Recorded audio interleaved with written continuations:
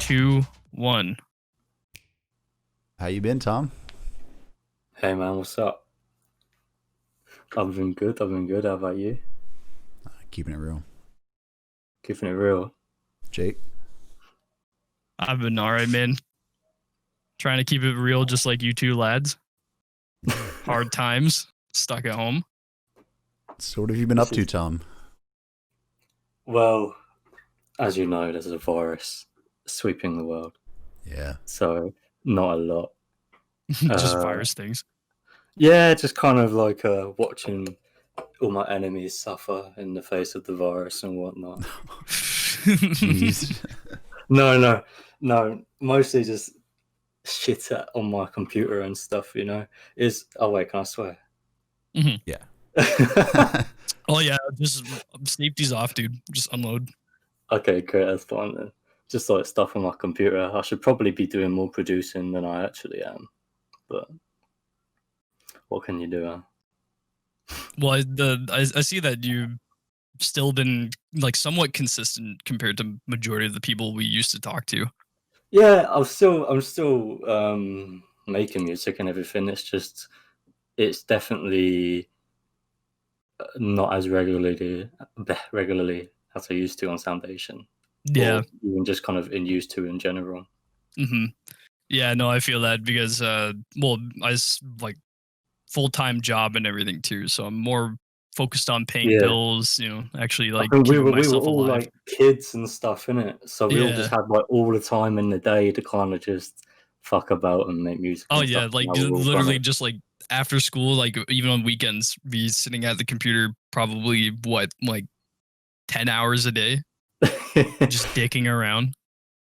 Yeah, I used to be on Soundation back like in its kind of a heyday period. I was on it every day, every single day, just like fucking about on it, or like on the community and in the groups and whatever else as well.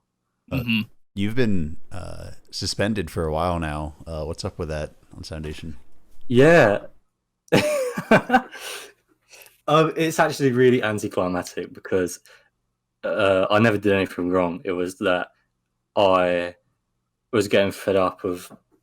You guys must remember like that moment in time where it was just non-stop drama and arguments, right? Yeah, I do. It was quite a long period of time. I was just getting sick of it because I always managed to get myself involved in like every fucking argument. So I messaged Data. Yeah. Or Joking, maybe, I don't remember. And the old crew. Like, yeah, one of the old guys. I was like, can you ban my account? Because like, am I right in thinking like there was no delete button? Like you had to send them an email to delete your account, right? Yeah. I think so, yeah. Yeah, so I just said to him, like, can you just ban my account? Like, I don't use this anymore. I've moved on to a different studio and stuff. So like, all I'm doing is arguing. So can you just ban me? And then I don't have like an excuse to keep logging on and getting myself into shit. But it's funny because then Gage Wells, who we all know and love, he decided that he'd got me banned. And so he went and told everyone, oh yes, we got Tom Bellinger banned, blah, blah. But no, you didn't. I asked for it, actually. Classic Gage. Innit? But yeah, trying to take that as like he was the one responsible for your account being like disabled. Taking down the patriarchy. Yeah. I remember seeing a comment on one of the groups, literally just him saying, like, yes, Tom Bellinger has been banned, like one less piece of scum on this website or something. Oh my. Yeah, like I think as soon as I started talking to you guys more on Google Hangouts, that's when I actually started to like be more involved with the community on Soundation. Right. But other like way prior, like probably 2011 when I first started using it, I would spit a track out and just like call it a day. I would not like interact with messages, groups, like anyone that used the website at all. Yeah, I would like, agree. Yeah, like so I was like totally oblivious to like anything that was happening until I started to like talk to you guys more. Then I Good thing. understood that You should have there's stayed that way, bro. You should have stayed yeah, I away should have from stayed work. that way. It was like a ignorant bliss somewhat.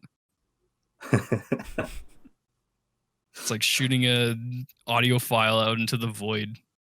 That reminds me, actually, Gav, when you said Bliss there, you put, was it on your Instagram on that music challenge? You put Bliss up your Yeah, song, and that reminds me because I remember that being on trending when I first joined. yeah. I I don't know, think that was my first like big track on there. it was Bliss, and then I think one of Audial's songs Yeah, audio. Yeah, it's been a while. and somebody else, and those were like the first. That was like the first time I kind of saw the community on Soundation, Yeah, which is sick. Yeah, at the it time seems it was to sick. have gotten a lot better I haven't looked. I haven't looked in ages.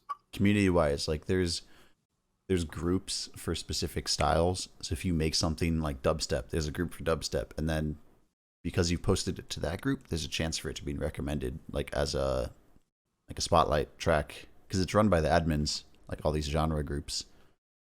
It's a Okay. lot healthier community that way. Well, so they're like the actual kind of moderators and stuff make the groups, not like public groups like the ones we would make. They're like public, but like there's strict rules on everything, and they are moderated, like you said. Yeah. I don't know. Oh. I just hopped on for like this past week. Yeah, like the past couple days. So like we popped onto it, kind of scoped it out a bit. Really jarring though, like going into the actual studio part of Soundation now because it's just It changed, hasn't it? it just looks entirely different from what I remember. I do remember probably like a couple months back I went on and like it's all, the website layout has all changed and I opened up Yeah, the studio and the studio has all kind of changed from what I remembered it, but I haven't kind of gone too deep into it, so I'm not too sure what's going on there anymore. I think my time on there is way past gone. Yeah. That's the mean, other crazy thing is I know like Gavin, yourself, and like kind of like Daniel and some others, DJ and Sam, they've all kind of managed to maintain a kind of top user base, but you're still kind of like at the top of the list and all that. But yeah. I feel like for the most of us, we're all just kind of forgotten users now. Yeah, pretty much. I feel that way 100%. It's nice seeing a lot of new faces on that top user page, though. Oh, It's a lot of the younger people that are actually using the site rather than people like Anton who moved on. Yeah.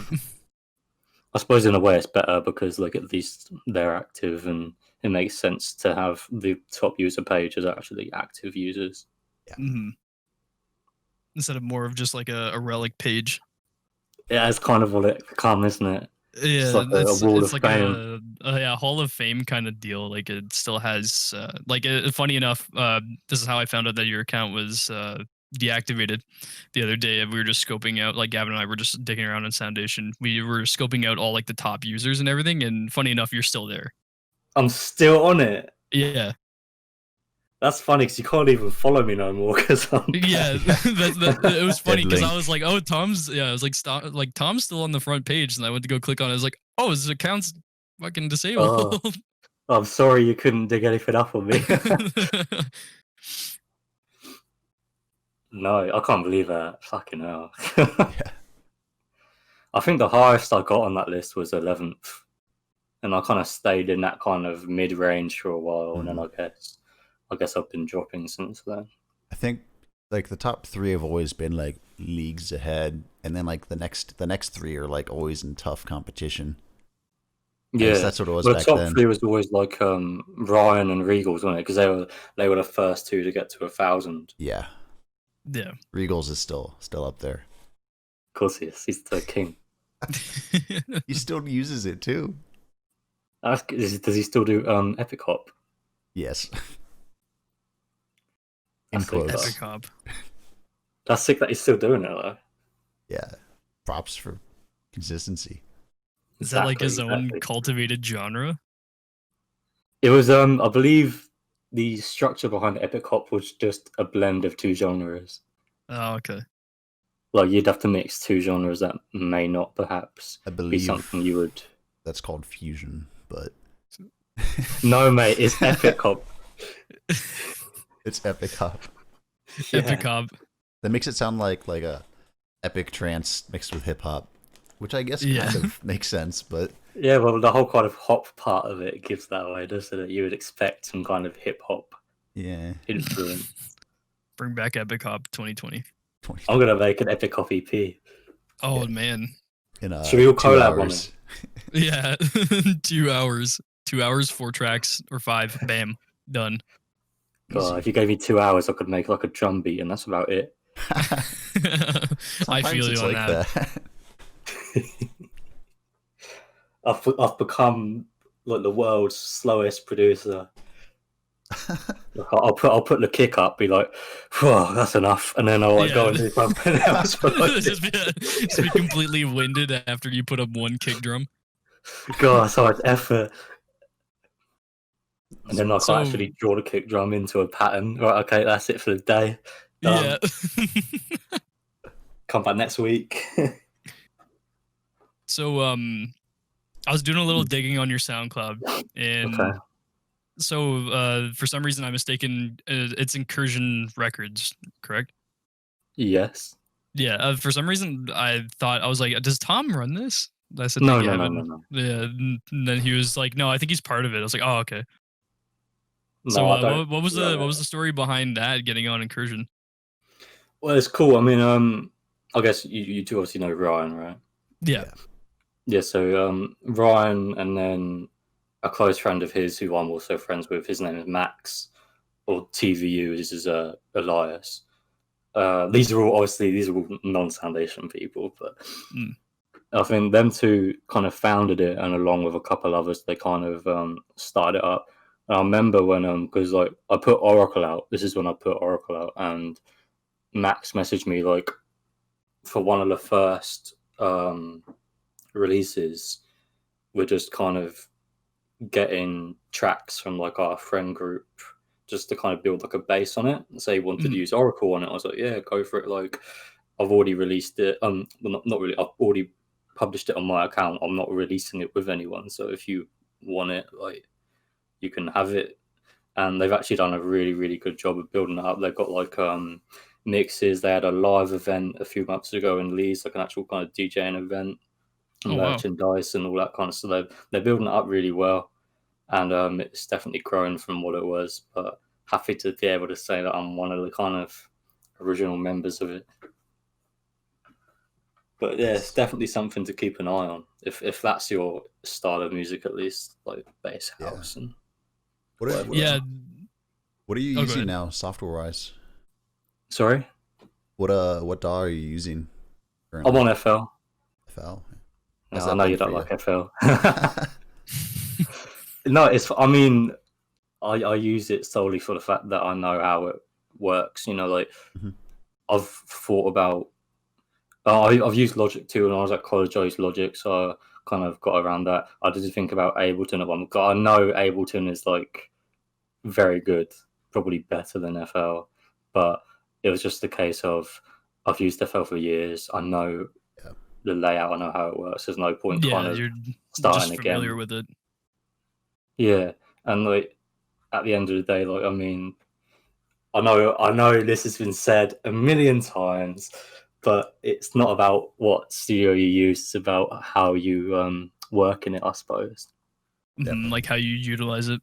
Exactly. But I will admit that if I had to say if someone like was moving from Soundation and they said what studio to get, I'd probably say Ableton over FL. It just seems a lot more kind of rewarding, maybe. Would you say it's like user friendly? Yeah, I wouldn't say it's user friendly, not at first. But yeah, no, because that's the jump that I made from Soundation. I have Ableton now, and it took me quite a bit to understand like workflow and understand where everything is in Ableton for a bit. Because when you open it up, you immediately get greeted with the master channel. Yeah, and you're just like, oh. okay, what's this? Yes, exactly. And then, well, and of course, too, like, say if you're like an extremely amateur producer and you literally haven't seen a mastering channel whatsoever, and you're just used to just what Soundation had, Yeah, it's yeah, a just little like the kind of jarring. the playlist. Yeah. I just from what I've seen, I've seen like Oscar and stuff working on it, obviously. It just seems to like everything. I don't really know how to explain it, but everything's there. Like, do you know what I mean? It's if you It, want to find something, yeah, it's there. Hmm. it can be a lot though. Having everything right there is kind of overwhelming if you're not used to it. Yeah, I could imagine that it can be quite like when I first got FL and I was seeing everyone working on Ableton, I couldn't follow because Yeah. I didn't know what everything does. But if I had to kind of start again and had to like pick something, I'd pick Ableton. But I just use FL just because I know it by now. I've used it for years and just comfortable with it, I guess. I kind of feel the opposite way. Comfortable with Ableton and FL just confuses me. Yeah. Yeah. One I've thing I do like tried about it. FL that I think trumps the rest is automation. Because in FL Hmm. you actually get like a separate kind of block for automation rather than just like the long lines that go across every channel. Right. Yeah. Like it actually drops it down into its own separate channel. So it's kind of clear to see like your automation lines. Yeah, it's there like everything else. It's there like with the MIDI and with the samples and stuff like that, which I think that's kind of cool. Like in my opinion, it's like a easy way of doing it rather than kind of having to constantly check on this line. And from what I used in Logic as well, it was really difficult to get accurate automation in Logic, or maybe that was just me being a retard. But I don't know. But whenever I tried doing automation in Logic, I'd move my mouse a tiny bit and it would go up by like 5 or 6. I'm like, no, no, no, that's not what I wanted. And yeah, but So maybe it just that's didn't just feel me. precise at all. Yeah, I felt like with FL it was a lot easier to make it more accurate with the automation. Mm. Kind of snaps onto the grid. Does it snap on the grid on Logic? I couldn't tell you. Neither of you use Logic, do you? No, I don't use Logic at all. Never mind then. That's more the other I only use cats. huh? That's more the other guys. Yeah. Yeah, Quentin and Daniel and stuff. They all use Logic. Yeah. You see here. Yeah, yeah. Now, if you got any questions about trackers, now hey, Tracker. yeah, old school style. Are those the ones like? No, I don't even know how to explain it. But I think I've got an image in my head of what a tracker is. It's the way that like old NES music was written and stuff like that. Is it the one that like goes down and like Yes. you fill in the dots where you want to Yeah. sound? Yeah. Okay. A Yeah, I know exactly what spreadsheet. you're going to do. Yeah. No, I'd have no clue on one of those. No clue. They're It's like fun. a it's like an online sequencer. I'll have to look into that because I have never seen anything like that before. It's interesting. Yeah. Is it used on its own or do you put it into a DAW? No, you can use that. There's a few. Most of them are standalone. They are a DAW, but Yeah. Renoise, which is like the premier one, I guess, you can actually use that inside of FL or inside of Ableton. If you want like both tracker and traditional DAW in like one session. Yeah. Which is really interesting. So you can get like the kind of programmed MIDI the way a tracker does, but also like live recording mixed together. Really Yeah, that unique sounds like it would be stuff. cool. Aphex Twin I'd love to just play uses around on trackers a one lot. as well. Just kind of like make a little beat on. I don't think I could do more than that. I could probably make a beat on one and that's it. Make pretty sick beats though. So I'm gonna redirect the questions back to you, Tom, my man. Okay, man. So recently, about 6 months ago, you released a track called "Afraid," which is on Yes. Incursion Records. By the way, off record or on record, love it. Thank you. It's really Thank you good. very much. It's in my Spotify rotation. I put it in my brother's Spotify playlist. Oh, thank you. I sent them the track to get masters, and I think I had to make about 20 different edits over the next couple of days because I kept sending it to them and then going, "Oh, change this, change Oh, it, really? oh, change this." Yeah, it was constant. Every time I thought I was done with it, something else had to be changed. Because my headphones broke, so Oh no. I was reliant on them to tell me what Yeah. needed to be changed. So I was fed up with it by the So time so I finished. did they like give you a specific reason why it had to like be changed? Like anything like like was it mastering wise that had to be changed? Yeah, the majority. I mean, they weren't literally saying change this, change that, but like the majority of it was kind of mastering and just kind of levels and stuff like that. Because Oh, with okay. my headphones and stuff, I couldn't tell how loud that the sub was or things like Mm, that. So I needed their input a lot on that, right. and then just Yeah, kind of just to help general you kind out. of feedback as well. Like, oh, this would sound better Yeah. this way or that way, but So in no way controlling. yeah. So with the creation of that track, did you want to like kind of explain like any like creative process like during the creation of the track, and also like where did you get the vocals from too? Yeah, I can kind of explain it a little bit. Um, I've always kind of like when I was still on Soundation, I think when I started listening to Deep House, that was when I was like, okay, yeah, this is what I want to make. And I don't know if you remember any of my kind of earlier Yeah. house stuff on Soundation, but it was utter I think shit. I do. But it's all on YouTube anyway, on fucking Visual I Network and all mean, you this were a other youngin' back then, pages. so no blame. Yeah. It's just annoying that there's like a permanent kind of reminder of it, but use that to kind of boost myself forward, right? Yeah, But definitely. Yeah. and then I come across people like Chammy, Kirby, kind of Future House, right? And then that was I was like, oh, this is sick. Yeah, I want to make Future House now. And this is probably like a couple of years ago. And since then, I think all I'm trying to do now is just kind of try and be more innov- innovative with Mhm. like I'm still obviously making house. It's always going to be house because that's like what I know and that's what I know how to make. But Right. I That's want to like make your kind of music backbone. yeah, exactly. That's kind of my niche, I suppose. Mhm. But I want to make something that's not necessarily you haven't heard before, but like something that's just kind of like, oh shit, okay, you know what I mean when you listen to it, like you weren't expecting that. Yeah, so basically like familiar style just with a little twist, just to catch the listener's ear once in a while. Yeah, and I love the kind of dark because with like Future House, you've got that really kind of upbeat stuff that gets played at the festivals, like Martin Garrix does some and Mike Williams and that, and then you've got this kind of really gritty, dark kind of side of Future House as well. So I really love that. That's why I like to add a lot of kind of atmosphere and stuff, and like all the vocal swells. All the vocals I get are from Splice, literally just from Splice, and I'll just Oh, kind of really? a lot of them I even just kind of leave them as they are. I mean, apart from like general effects, I don't kind of Right. cut about with them too much. So that basically the entire vocal section like that the track is voice like or named after it's from Splice.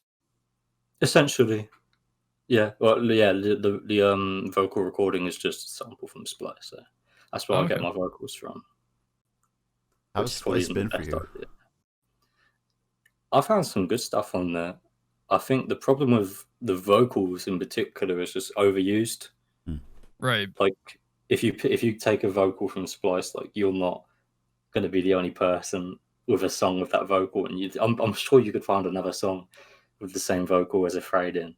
So, but I don't have the means or the contacts to kind of have a live recording of vocals in my songs. I wouldn't Mm. know where to start.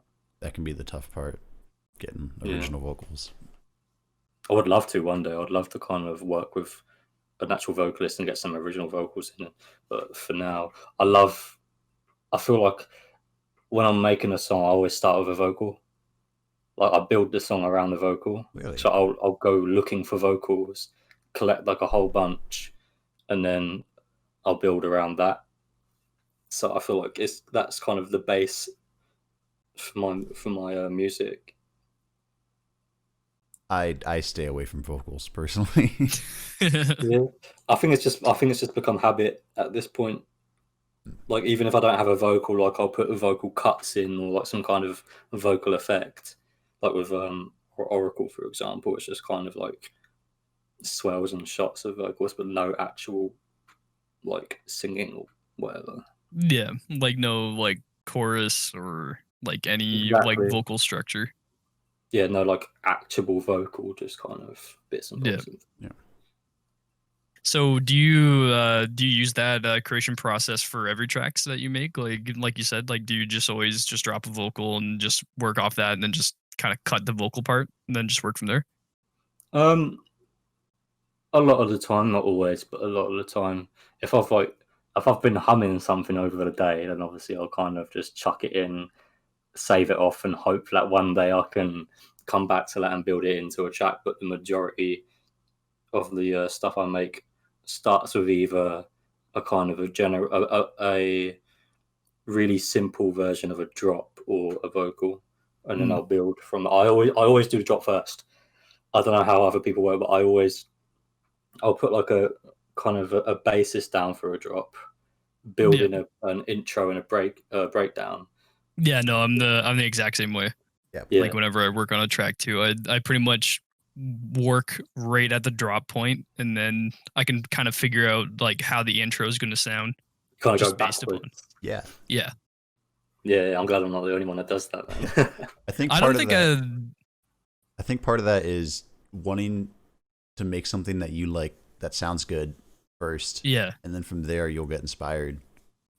Yeah. Although it's funny because when I used to make songs on Soundation, I would literally make them from start to finish. I would make an intro, then I would make a kind of a verse kind of section, but I wouldn't even have an idea for a drop at this point. I wouldn't think about it until I get to the drop. I don't know how I did that because I couldn't anymore. I always start with a drop now. But that was back when I don't know, maybe I wasn't taking it as kind of seriously as I am now.